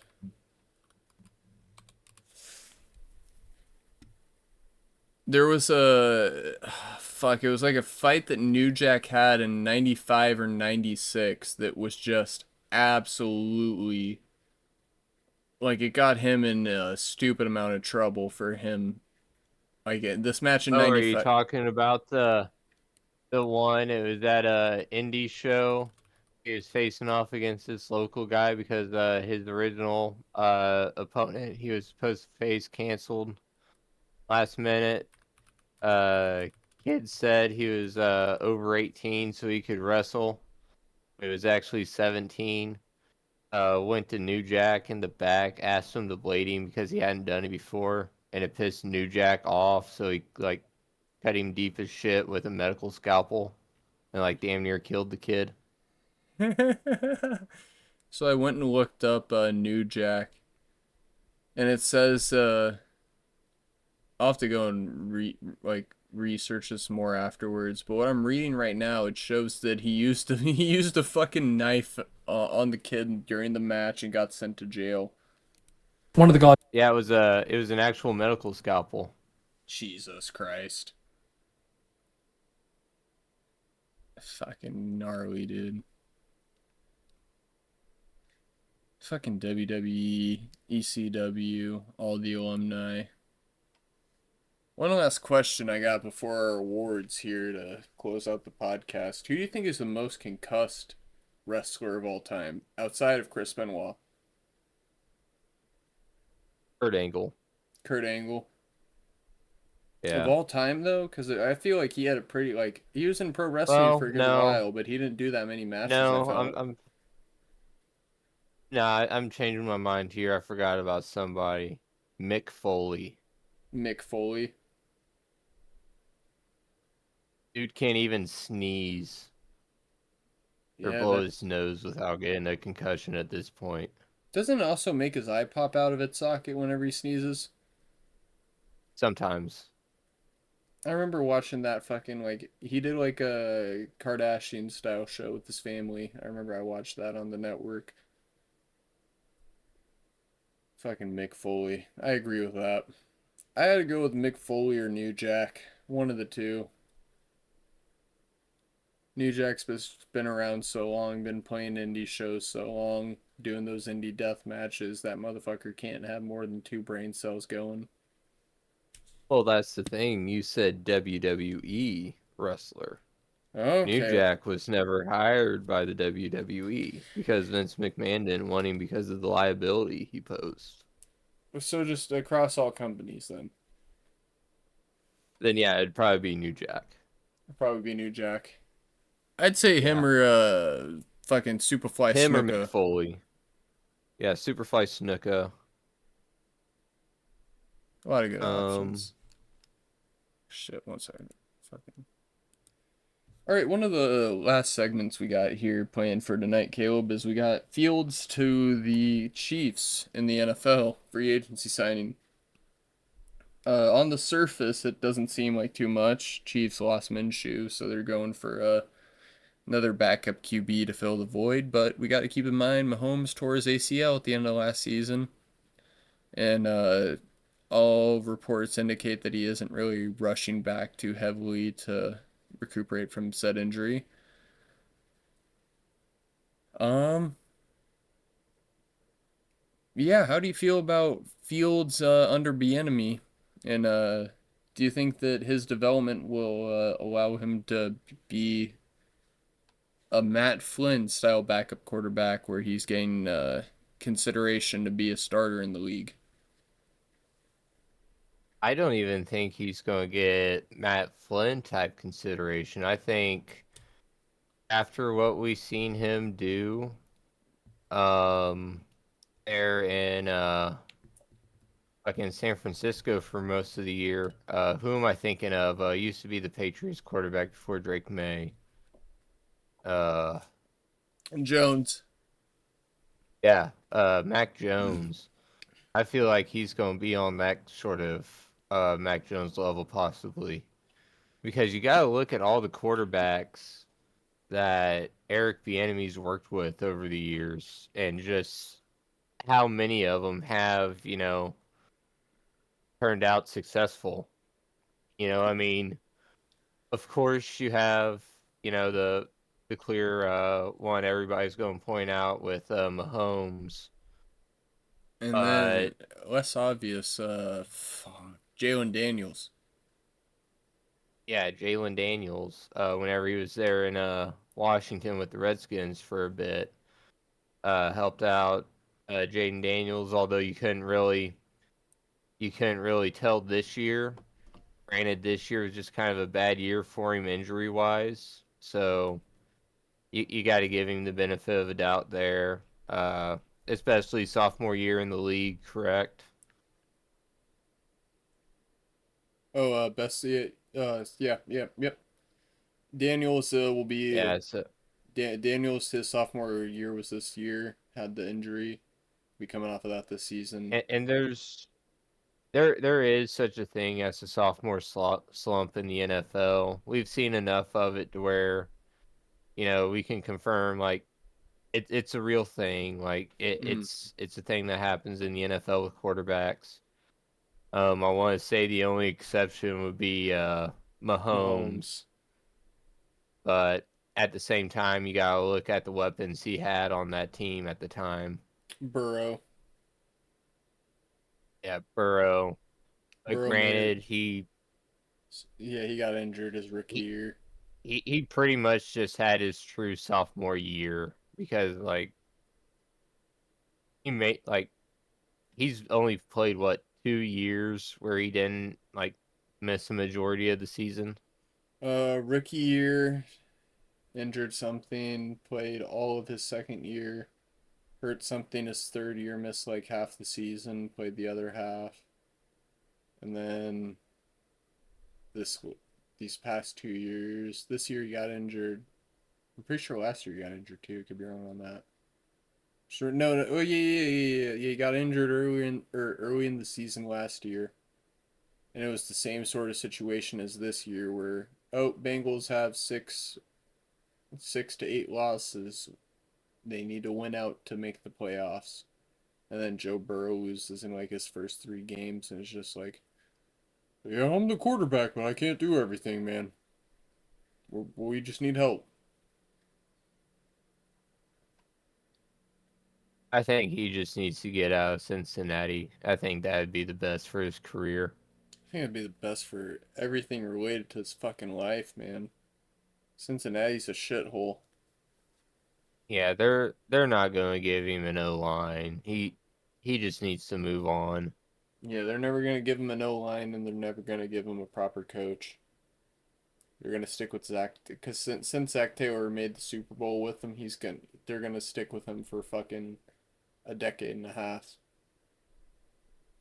Well, no, I think this year's going to be Zach Taylor's last chance in Cincinnati because he hasn't had the sustained success that warrants keeping him around with his current records. You know what I I mean? Oh, 100%. Same category kinda. Do you what am I thinking? Matt LaFleur for the Packers.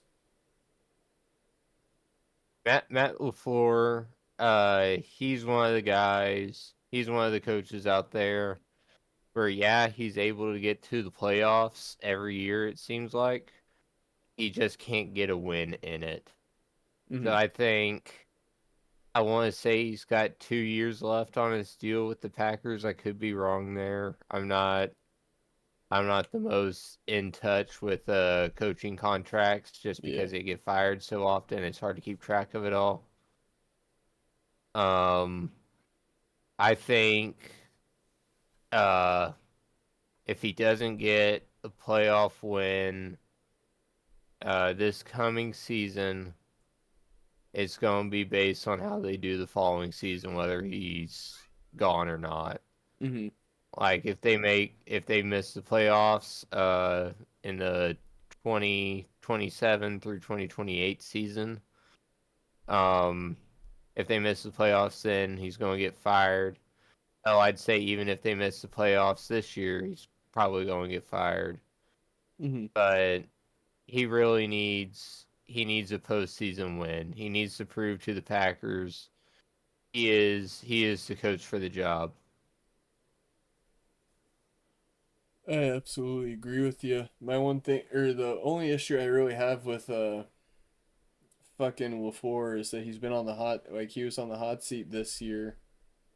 And I'm just worried because like he has Jordan Love, but all these like Dobbs went somewhere else this offseason, didn't he? Or did he resign? I believe he went somewhere else. It's just For that's some what reason, I feel like I remember seeing his name pop up. no, I same here. My main thing with the NFC North this year is that like I believe they're gonna be like a fairly top heavy team similar to last year. Like the teams that are at the top are really at the top. But even then I think that like it's just gonna be a matter of kryptonite. Like Yeah. for example, Avalanche look fucking crazy good this year in hockey. Avalanche are looking stupid good. You know who still gives them a run for their money, time in, time out, regardless of home or away? The fucking Stars.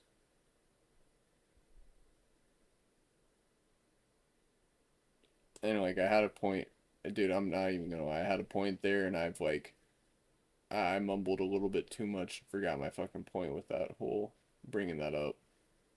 Fucking failure moment right there.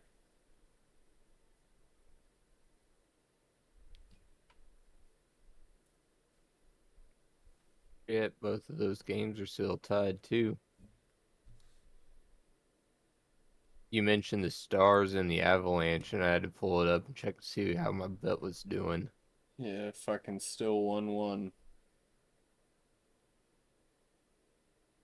Shit, if Fuck. both of those wind up pulling out, I'm going to wind up with a pretty decent night. Hell yeah. Because I did cash outs on this game earlier, so I got like a total of $10 off of that. I'm set to win another 47 off of this game here in the next 30 some odd seconds. Mm. If So Blues can yeah, shit. Uh, as long uh as those two can hang on and go to overtime, I'll wind up with like a fucking $70 night tonight. hell yeah. I did the Jason. I paired the Jason Robertson ladder, where I took him for 3+ shots on goal, Dallas to win, and then overtime. And if that one hits, that'd be really fucking cool, even though it isn't for a whole lot. What's the payout on it? Uh, 50 suds to win $8.31. Hey, it's $8 more than what you had. True, fucking 1500 pay or 1500 parlay. Can't complain about that. Trying to think. I don't think we really covered any awards on our Monday episode. So I guess now would probably be the time to do that. I'm gonna give my Rasheed Rice Driver of the Week award for this week. I just rub it in, just to remind him of his namesake, because there wasn't any like there were some bad crashes in NASCAR, but there was nothing fucking too insane to where I saw that fucking clip, or I saw like Antonio Brown's dash cam clip, and yeah, that's definitely gotta be the craziest of the week. Yeah. What else are they thinking?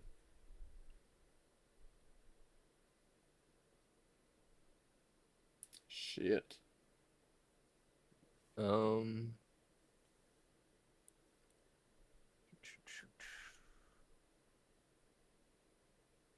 We have our I mean, outside of the fucking driver of the week, like worst driver of the week, who do you think took home our best driver of the week this week, Caleb?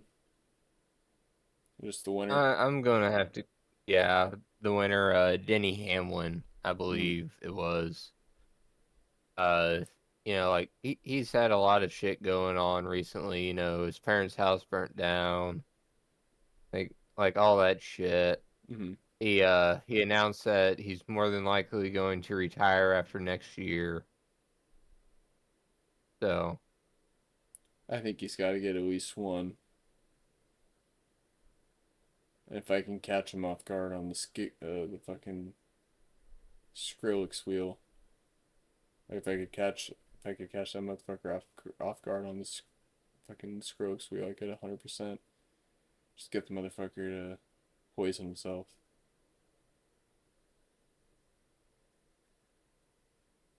I don't even, dude. Gets to a point, man, where my brain just goes all sorts of fucking funky directions. I couldn't even tell you if we were having a conversation about like an underdog winning a game. All I could tell you right now is that I fucking said I'm gonna stick that motherfucker in the neck with poison. yeah, kind of like in Zootopia 2. Fucking Zootopia too. Dude, I'm telling you, it's a fucking trip. You need to get high and watch that motherfucker this weekend. Thank God I got plenty of time to do it. Yeah, you got nothing but time. Hell yeah, dude. But do you want to burn our fucking uh? Do you want to burn our fucking game of the week or game of the day at our next sport awards real quick, and we'll hop out of here. Yeah, let me look and see what we got. I didn't come prepared tonight, like a Shit. winner. Amen.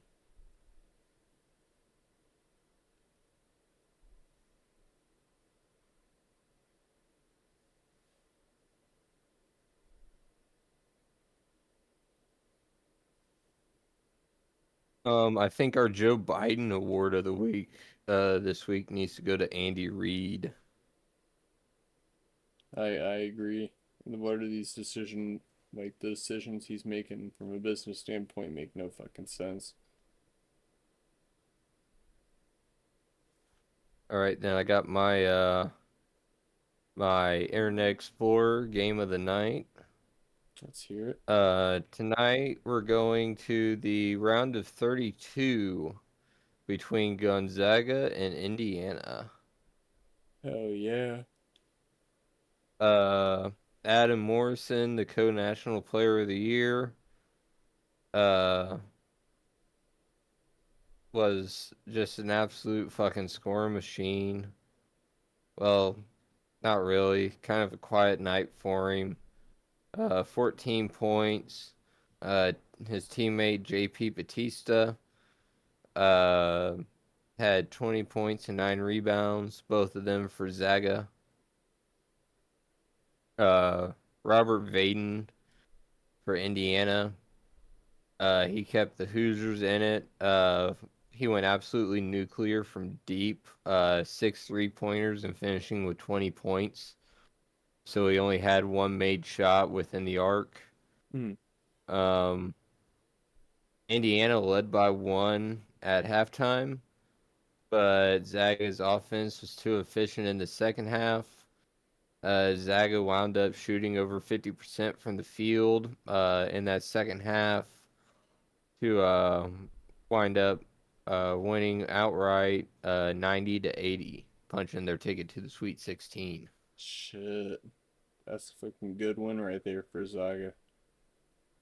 And speaking of which, congratulations to Fake Miami getting their first tournament win since 1999. I know you didn't fucking believe in him. Shout out them boys. Where are they even at right Yeah. now? Their game ended. Yeah, good shit. I wonder if they have their next game live yet. Let's find out.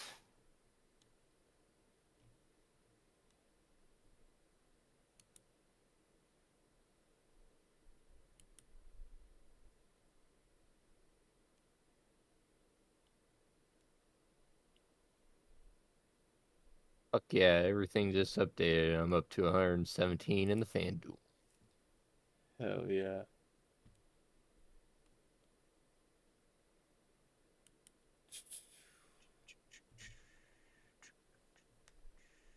Burning through NCAA matchups real quick, but I do have a NCAA game of the day for us here. Let me go back. They don't have it live yet.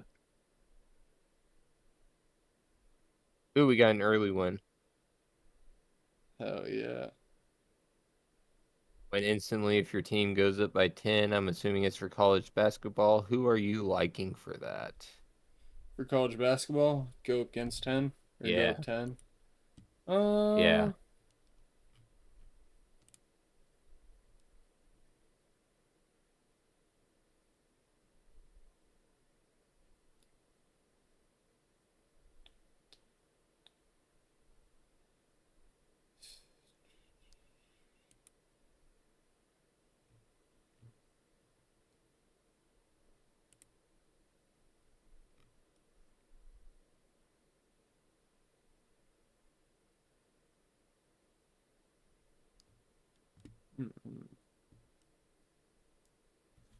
All right.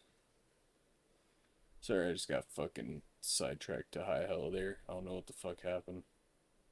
Start staring into space. For my NHL game of the day here, for Internet Explorer NHL game of the day, we have the Calgary Flames versus the Nashville Predators in Nashville. Nashville ended up winning. Take a guess how many goals Nashville scored during this game.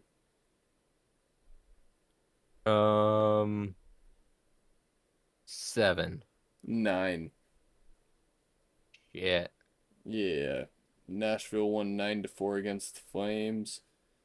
Hefty fucking first outing. 2 goals in the first by Nashville. Calgary scored 2 in the first. And then there are 2 more opportunities where in the second that Calgary scored, but overall, first to fucking third period, there wasn't shit that they could do.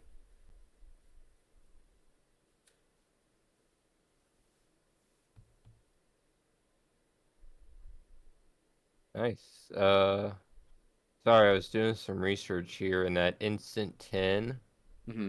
I think I know who we need to put it on. Is it live for you yet? Or is it still showing? Yes. Mine's still... It's Oh, live there for it goes. me. There it goes. It just went live for me now. My bad. Hear me out here. High Point. High Point? High Point. They have a top 10 scoring offense this year. Fucking averaging 90 points per game, shooting over 50% from the floor. Wisconsin is notorious for scoring droughts. High Point has a lot of fucking seniors on it. Wisconsin, they're used to starting games 2 for 10 from the field. While High Point, they usually hit 3 or 4 real early 3 points. Mm-hmm. That the 10-point cushion could materialize before the second TV timeout. Shit. And High Point currently is plus 360 underdogs. Yeah, I took their money line right there. I just did a straight bet on them to win their matchup. I'm going to use that early 10. $10 pays out 36. What does $17 pay out? 61.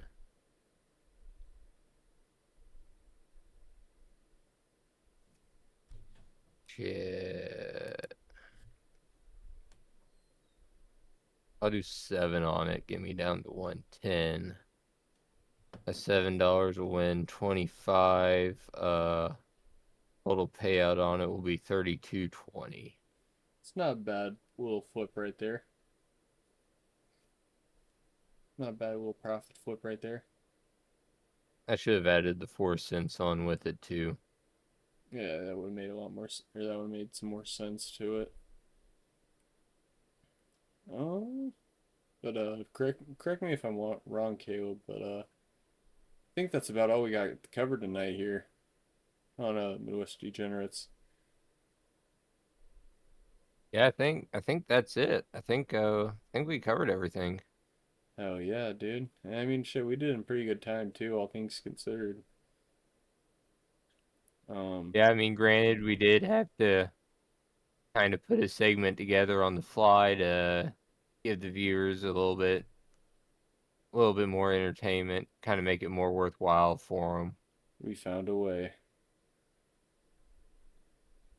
Found a fucking way. Shout out Gaudreau. I don't play in the NHL, but shout out Gaudreau. Should have won an NHL medal and he got killed by a drunk driver, and it's fucking sucks, man. But you're the reason you're the reason USA got gold in the Olympics. Shout out to you, man.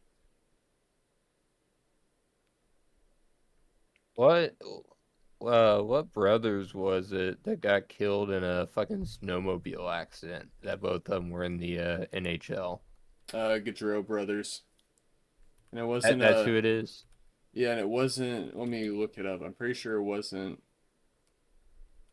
Shit, fucking caps lock. I'm pretty sure it wasn't a like they. I'm pretty sure they were.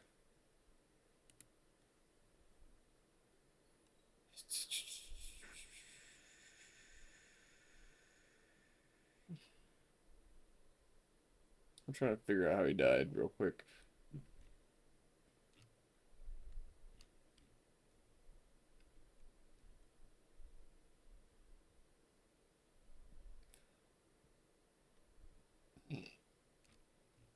Yeah, I mean, shit, he was best fucking. I mean, I remember it was him and his brother were out walking wherever they lived, and they got hit by a car and fucking killed. Uh, but I mean, shit, looking at his stats, Gaudreau was a good fucking player. He really contribute like every team he was a part of, like he would have been a part of that Team USA roster. 100%. And rest in peace, the Gaudreau brothers, honest to God. Yeah.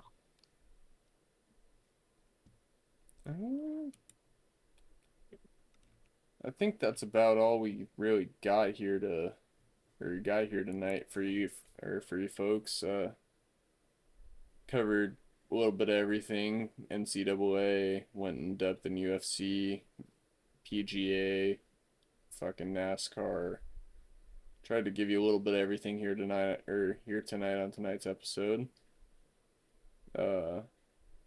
As always, make sure you leave us a big ol' fucking like, subscribe, notification bell if you're on YouTube. If you're on Spotify, just give us a like or a follow. Add those podcasts to your library. It would do us a huge favor. Help us with our views and whatnot. But overall, I think that's about all I got here. Anything, Caleb? Yeah. No, I think we covered everything pretty well.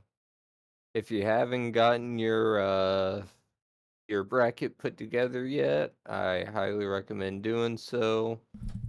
First game tomorrow is at 11:15. Absolutely. I believe either 11:15 or 11:45. TCU and Ohio State. Go Horny Toads. Riff Rambazu. Give them LTCU.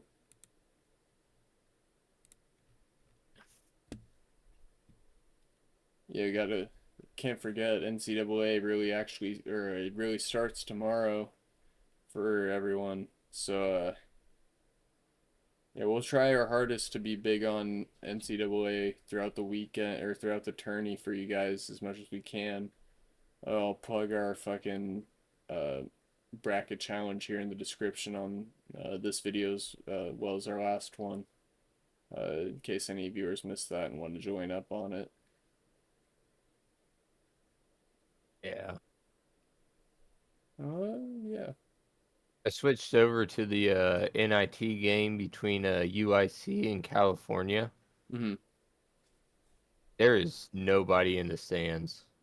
I mean, shit, dude, it's a fucking, even there, it's like a 9 p.m. start time game.